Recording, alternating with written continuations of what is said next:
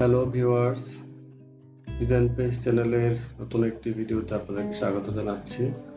আজকে গোলাপ আঁকার উপরে আরেকটি নতুন ডিজাইন দেখাবো আপনাদেরকে। আমি আজকে যে গোলাপটি এঁকে আপনাদেরকে দেখাবো সেটি আমি আগে পেন্সিল দিয়ে স্কেচ করে নিয়েছি। তার উপরে আমি জেল পেন দিয়ে সেই স্টেপগুলি একে একে করে দেখাচ্ছি।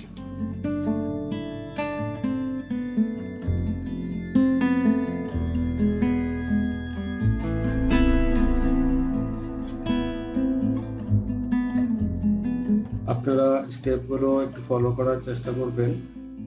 যে প্রথম স্টেপ থেকে দ্বিতীয় স্টেপে আমি আরো অতিরিক্ত একটি অঙ্কন বেশি করেছি। এভাবে আমার ফুলটি একটি পরিপূর্ণ ফুল হিসাবে প্রস্ফুটিত হবে।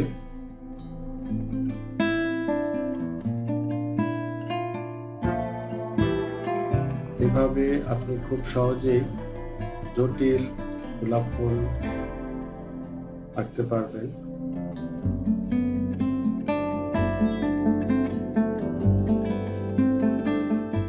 যদিও মনে হচ্ছে ফুলটি খুব জটিল হবে, আসলে কিন্তু তা নয়।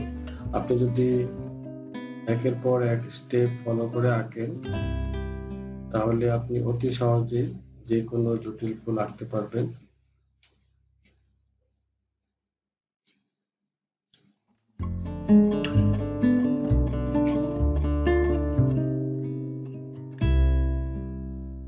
আমি আজকের এই ভিডিওতে গোলাপ ফুলের খুব ডিটেলসে যাচ্ছি না।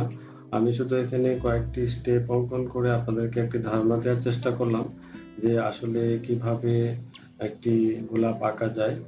আমি আমার পরবর্তী ভিডিওতে আরো কিছু গোলাপের বিভিন্ন স্টেপ আপনাদেরকে করে দেখাবো, এবং এখানে রঙের বিষয়ে আমি তেমন দেখাচ্ছি না, শুধুমাত্র সাধারণভাবে ফুলটি রং করে আমি এখানে দেখাবো।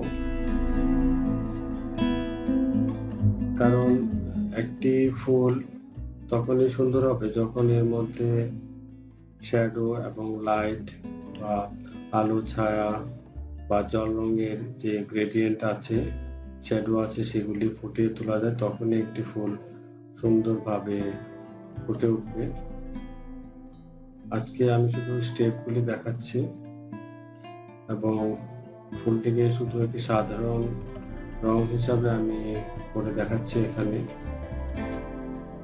ফুলটি আঁকার পর আমি আমার যে পেন্সিল যে স্কেচটা সেটা ইরেজার দিয়ে মুছে নিলাম।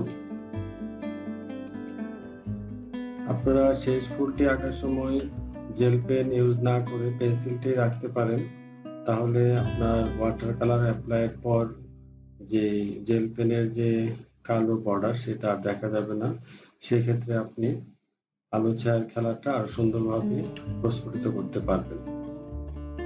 তো আমি এখানে প্রথম ভিডিও হিসাবে এটা রেখে দিয়েছি, যেহেতু আমি করে দেখাচ্ছি। এখানে আপনি প্র্যাকটিসের জন্য প্রথমে রাখতে পারেন, পরে যখন আপনি দক্ষ হয়ে উঠবেন তখন জেল পেন ইউজ না করলেও হবে।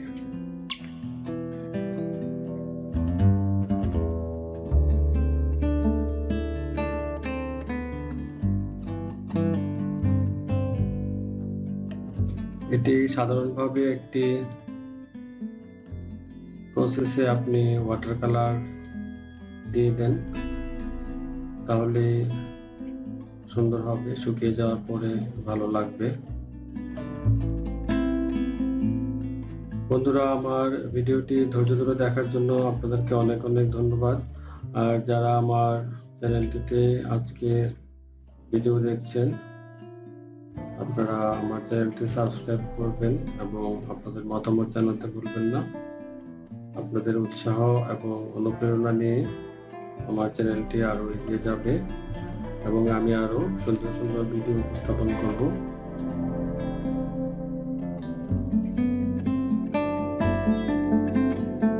ভিডিওটি ধৈর্য ধরে দেখার জন্য আপনাদের সবাইকে জানাচ্ছি আন্তরিক ধন্যবাদ। সবার জন্য থাকলো অনেক অনেক শুভকামনা। সবাই ভালো থাকবেন। আল্লাহ হাফিজ।